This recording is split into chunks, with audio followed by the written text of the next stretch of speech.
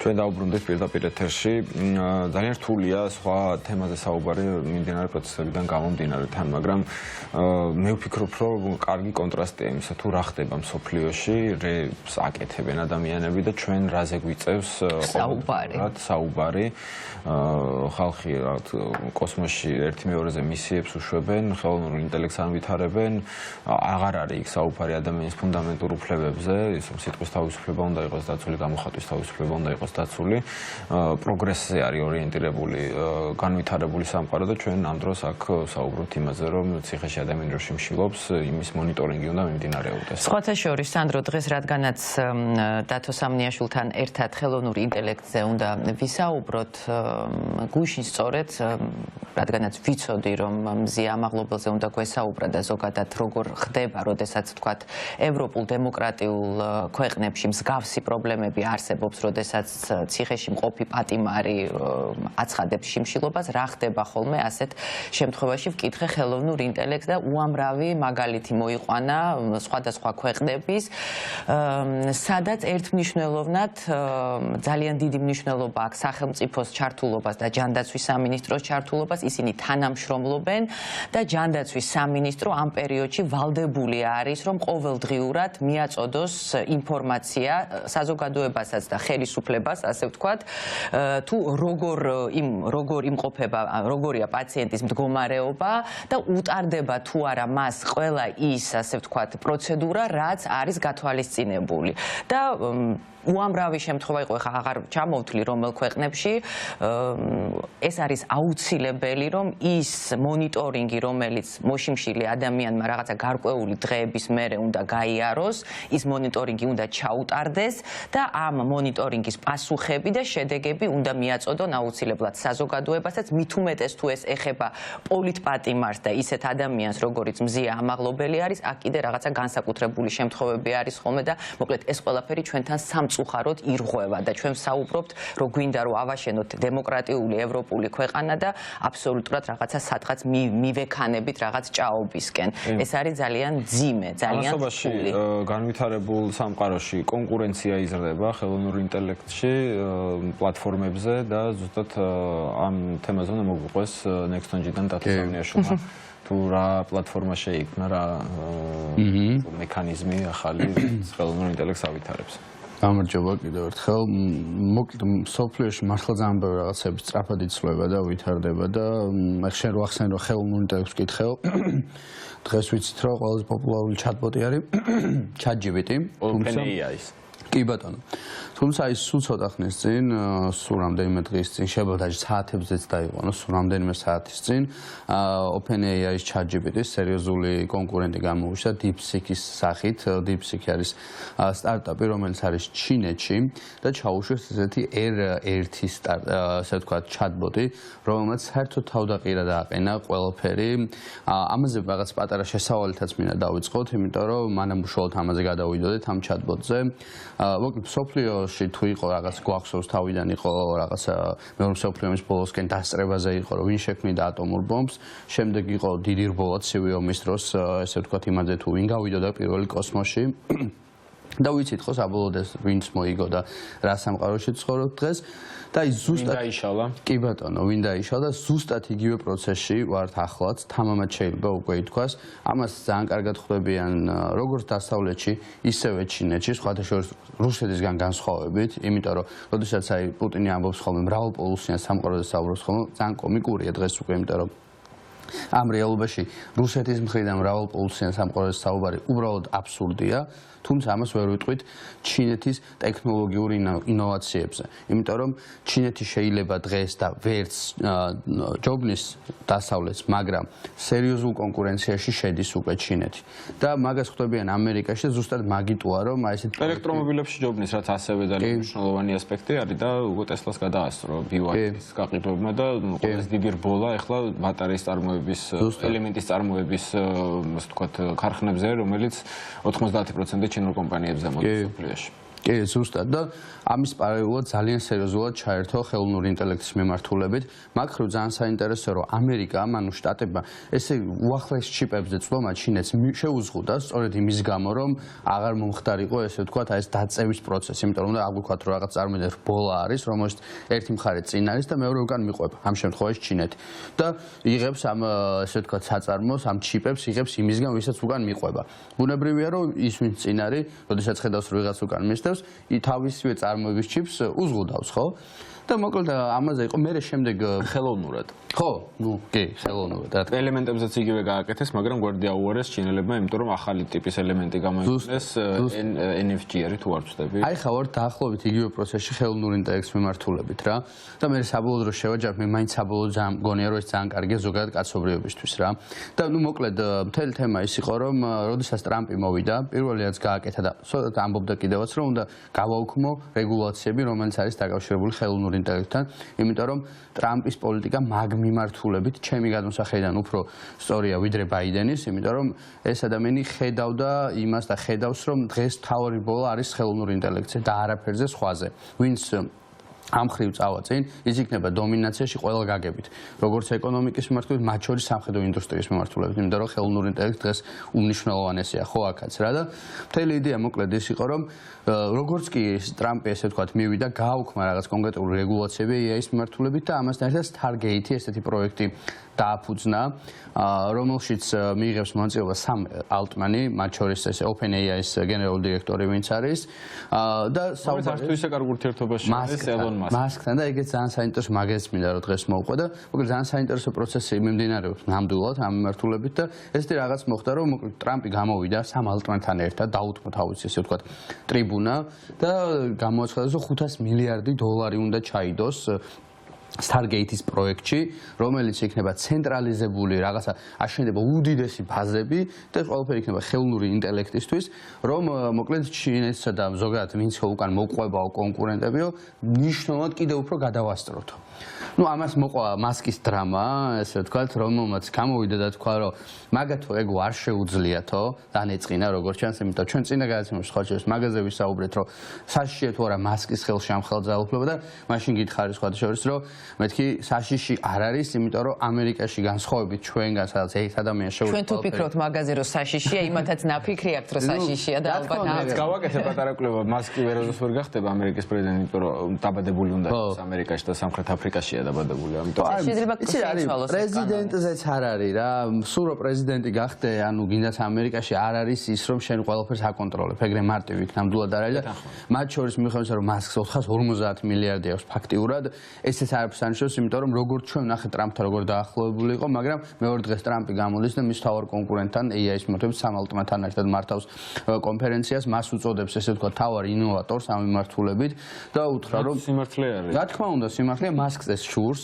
და მოკლედ მასკს თავისი დრამა ქონდა იქ ყოფილ Twitter-ზე, ანუ X-ზე დაპოსტა კიდევაც რომ ეს მაგათ 500 მილიარდი კი არა 10 მილიარდ ჩადებენო და მეც ვერო, მაგას მე მოყვას ხო ჯერ მასკის კრიტიკა თეთრი სახლიდანაც და ნუ მოკლედ ეს სიტუაცია იყო თითქოს ყველაფერი შვიდად იყო, წვერად იყო, ნუ გავიგეთო 500 მილიარდი უნდა ჩაიდო, 9 ტრილიონ დოლარზე არის საუბარი AI-ის მიმართულებით და სულ რამდენიმე 2 დღის წინ, ნუ ფაქტობრივად რაღაცა რამდენიმე საათის წინ ჩინურმა ესე ვთქვათ სტარტაპმა DeepSeek-მა, რომელიც ეხა შეიძლება ჩვენ მაყურებელს ეხა ესმის პირველად, მაგრამ დაამერწმუნეთ რომ ამას გაიგებს შემდეგში ფაქტიურად ყველა. აი როგორც დღეს თითქმის ყველა მის უკვე OpenAI, ChatGPT მაინც გაუგებ OpenAI წარმოებელი, ChatGPT ხო ყველა თითქმის მენია, ხო? ასევე ეცოინებათ ესე ვთქვათ DeepSeek-ი, რომელმაც მოახდინა საოცრება ბოლომდე არ ვიცით როგორ გააკეთა ეს, იმიტომ რომ მაინც ჩინეთია, დახურულია იქ ბევრი რაღაცა, მაგრამ საოცრება ის არის, რომ ეს ყველაფერი შეძლეს 2 თვეში და 6 მილიონი დოლარით. რაც ფაქტიურად OpenAI-ს დაუჯდა რამდენიმე მილიარდი დოლარი, ამათმა მოახერხეს წლები. ხო, და წლები. ამათმა მოახერხეს 2 თვეში და 6 მილიონი დოლარი. ამაზე ზუსტად გაყვალულ გზაზე გააკეთეს ეგ. აი ზუსტად შეხედე სემ ალტმანის კომენტარიც ეგ იყო, რაც დაპოსტა. ზუსტად ეგ დაპოსტა. გაყვალ ჩვენო ერთია, როდესაც შენო რაღაც ახალს ქმნი, მეორეა რომ აკოპირებ. მაგრამ თუ სიღრმეებში ჩავალთ და ექსპერტებს მოусვენთ, პირველი რა თქმა უნდა ისევ აშიშოდან, ნახავთ რომ ეს არც ისე გაყვალული გზა არის, რაც გააკეთა DeepSeek-მა. ერთი რომ ფუნდამენტურად განსხვავებულია. ანუ შევხედოთ, ერთი არის open source და მეორე შედარებით ცენტრალიზებული. ამ შემთხვევაში OpenAI და ამერიკის ესე დიდი წარწერები ამ ცენტრალიზებულზე ახდენდნენ აქცენტს და მათ შორის ის 500 მილიარდი რომელიც თავში ვახსენე უნდა ყოფილიყო ცენტრალიზებულ სისტემაზე. რაც ხო და Swift-ი რო წარმოვიდგინეთ დაახლოებით იგივე რაღაცაზე ვსაუბრობთ, იმიტომ რომ Swift-ი ერთ-ერთი ყველაზე დიდი იარაღია ამ დასავლური ცივილიზაციის ხელში, სხვა ქვეყნებთან მიმართებაში სანქციებისაც მაგიტო ეშინიათ. ამიტომ Swift-იდან თუ ჩახსნიან ყველანაირი კომერციისგან სოფლიო მასშტაბით და რეალურად მაღაზიად დგას, ხო რომ სახელმწიფოები. და ამ შემთხვევაში DeepSeek-მა აღმოაჩინა რაღაც ახალი გზა და ახალი მეთოდი, რომელმაც მოახდინა დეცენტრალიზებული, ანუ მისი არის ჩაშვებული და არა ცენტრალიზებული სისტემაზე აშენებული, ესე ვთქვათ, და ყველაფერსო დავიდავანებოთ. რო ავხსნათ ეგრას ნიშნავს. ხო, ანუ განსხვავება ის არის, რომ როდესაც შენ გაქვს რაღაცა აი პირობითად წარმოვიდგინე რაღაც შტაბივით, რომელშიც მთელი რესურსი იდება, ანუ ის 500 მილიარდი რომელიც ვახსენეთ, უნდა ააშენდეს სპეციალური საწარმოები, სადაც იქნება ყველაფერი ეს დაცული სერვერები. კი ბატონო. და შესაბამისად ამის დაორგანიზება ამის მოწყობა არის საუბარი მილიარდებზეა საუბარი და როდესაც შენ არ გაქვს ცენტრალიზებული, ანუ ესე ვთქვათ, open source-ი გაქვს, ხო? ამ შემთხვევაში შენ არ გჭირდება მთელი ამ ხელა რაღაცა რესურსების მოპოვება. და კრიპტოვალუტას გავს. კი ბატონო, გავს და განსხვავება ის არის, რომ აქამდე მიიჩნეოდა, რომ ესეთი მძლავრი სისტემის ესე open source-ზე შექმნა ფაქტობრივად შეუძლებელია. 2 თვეში $6 მილიონზე, ანუ რომ წარმოვიდგინოთ, აი უხეშად რო ვთქვათ, აი წარმოვიდგინეთ რაღაც ძალიან დიდი საწარმო, რომელსაც, რა ვიცი, წლების განმავლობაში აშენებ, შიგნით არის უდიდესი თანხები ჩადებული, ყავს უამრავი თანამშრომელი იმისთვის, რომ ეს დიდი საწარმო ფიზიკურად ფუნქციონირებს და გვერდით უცებ ვიღაცა ძალიან პატარა რაღაცა ოთახში ქმნის, ესე ვთქვათ, 2 თვეში იგივე პროდუქტს, რომელიც ძალიან ბევრ რაღაცაში აი რომ ვნახოთ ინტერნეტში მათ შორის შეფასებებით, რაღაცებში, რა თქმა უნდა, ვერ დაეწევა ჯერ, მაგრამ რაღაცებში გაუტოლდა კიდევაც OpenAI-ის და მათ შორის 1-2 რაღაცაში გადაასწრო კიდევაც. რაც ნუ არის სრულიად რევოლუციური და თვითონ ამერიკაში. ხო, ამას რა მოყვა კიდე ძალიან მნიშვნელოვანი. Nvidia-ს აქციების კატასტროფული კლება. ვარდნა 17%-ით დაეცა და აქ არის $100 მილიარდ არის საუბარი, იმიტომ Nvidia ვიცით ტრილიონზე მეტად შეფასებული კომპანიაა და მოკლედ ძალიან დიდი Nvidia-ც რო უთხრათ მაყურებელს არის კომპანია, რომელიც აწარმოებს მიკროჩიპებს და პროცესორებს და ასე შემდეგ. კომპიუტერთან კავშირში რაც არის მთავარი ბირთვი Nvidia-ს ალობით კეთდება. და რაც კიდე ძალიან მნიშვნელოვანია, ესე ვთქვათ, აი ეს ჩიპების წარმოებაზე, ხო? ამერიკას როგორც თქვით, შეზღუდული ქონდა ეს ინოვაციური ჩიპები, მაგრამ ნუ ხაზი უნდა გაიცნოს, რომ ანუ ეს იმას არ ნიშნავს, რომ ჩინეთმა ეხა ისე სადღაც გავიდა, სადაც ამერიკა არ არის, იმიტომ რომ ის ჩიპები, რითაც გინდას ეს შექმნა, ისევ ამერიკული ჩიპებია, უბრალოდ, ანუ ეს არის მე მაგიტო ვთქვი, რომ ბოლოს შევაჯამებ, თქო, უნდა ითქვას, რომ ეს არის კაცობრიობის ჩემს მნიშვნელოვანი რაღაცა. იმიტომ რომ ამ ადამიანებმა, ვინც ეს კონკრეტულად გააკეთა, უბრალოდ იგივე ტექნოლოგიით, უფრო მოძველებული ტექნოლოგიით აღმოაჩინეს, რომ რაღაც უკეთესად შეიძლება გაკეთდეს, ხო? ამ შემთხვევაში ისევ Nvidia-ს ჩიპებზე არის ეს საუბარი, უბრალოდ მოძველებულ ჩიპებზე არის საუბარი. ანუ OpenAI თუ ახალ ჩიპებს იყენებს, წარმოვიდგინოთ ამათ შედარებით უკვე ძველი თაობის ჩიპებით მოახდინეს ესეთი რევოლუცია. რა თქმა უნდა, იგივეს გადმოტანა ხვალ ამერიკაში შეძლებენ, თავარია უბრალოდ გავიგოთ ეს სისტემა როგორ მუშაობს, გაიგონ ეს სისტემა როგორ მუშაობს და საერთო ჯამში, ნუ კაცობრიობისთვის ჩემი ეს ძალიან მაგარი პროცესი დაიწყო, იმიტომ რომ რეალურად ვიგრძენით მართლა კონკურენცია. შეგაკეთება შეუძლია, მაგრამ მან ჩემი გონივრული ეჭვი არის ისტორიიდან გამომდინარე, რომ მან ყველაფერი კეთილსინდისიერად არ კეთდებოდა, იმიტომ რომ როდესაც ეგეთი მნიშვნელოვანი რბოლა და გეთანხმები აბსოლუტურად მოკლ ფოთოში, რომ ეხლანდელი რბოლა მაშინ თუ კოსმოსი იყო და ბირთვული იარაღი ეხა ეგ არის და იქ ვიცით როგორ ხდებოდა ინფორმაციის მოპოვება და გასაიდუმლოებული ინფორმაციის მათ შორისაც და როგორ ხდებოდა რაღაცების კოპირება, მათ შორის რაღაც ავიაგამანადგურებლებზე, კოსმოსურ ხომალდებზე, იგივე ბირთვული იარაღზე, სხვა, ანუ იქ ძალიან დიდი, ასე ვთქვათ, შეგვიძლია ვიხმაროთ შპიონები. ხო, სულთა თამაში არის. ხო, სულთა თამაში არ იყო მაგის თქმა უნდა, შეიძლება საჯარო განცხადებაში 6 მილიონი დაჯდა ეს ყველაფერი და 2 თვეში გააკეთეს, მაგრამ სინამდვილეში შეიძლება ბევრად მეტი რაღაც დგას უკან და ძალიან დიდი ინფორმაციის მოპოვება დაჭირდა იმ კომპანიას, იმ საზოგადოებას და არც თუ ისე როგორ თქო კანონიერად ხდებოდა შეიძლება ამ ყველაფრის მოპოვება. ხო, აი მაგას დრო გვაჩვენებს. ჯერ მაინც ღია არის ეს ყველაფერი და მაგიტო ვამბობ, რომ კიდევ უფრო დიდი ალბათობაა იმისა, რომ ასეთ საბოლოო ჯამში რაღაც კერძო კომპანიაში შედან ადამიანები და რაღაცებს ამუშავებს. ეს ხო არ არის რაღაც სახელმწიფო დაცვა მოცული საიდუმლოებები რისი მოპოვებაც ეგეთი რთულია როგორც მაგალითად არის პენტაგონიდან გამოტანა იქნებოდა ხო?